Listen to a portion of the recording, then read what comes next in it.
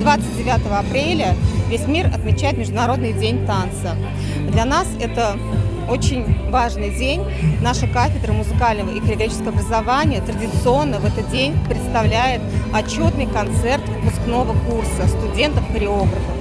Студенты демонстрируют свое профессиональное мастерство, свой педагогический опыт, наработанный в рамках педагогической практики, и свой опыт, который они в дальнейшем описывают в выпускной квалификационной работе.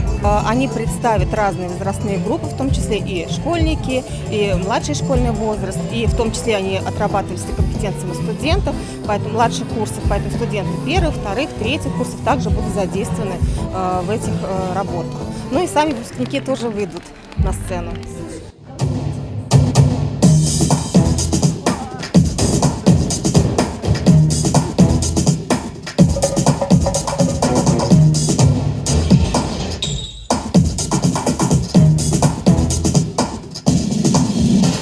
Моя студенческая жизнь мне запомнилась насыщенной активной деятельностью, общественной деятельностью в нашем университете. Я являюсь активисткой нашего института педагогики, нашей кафедры музыкального хореографического образования. У нас очень насыщенная, как я уже сказала, студенческая жизнь, студенческая весна, студенческая осень. Все мероприятия не проходят мимо меня. Я, честно сказать, благодарна педагогическому университету за вложенные в нас знания, потому что именно в педагогическом действительно дают то, что пригодится нам в нашей будущей профессии. Я сейчас уже работаю по специальности, и все знания, которые я получила в нашем университете, я их использую.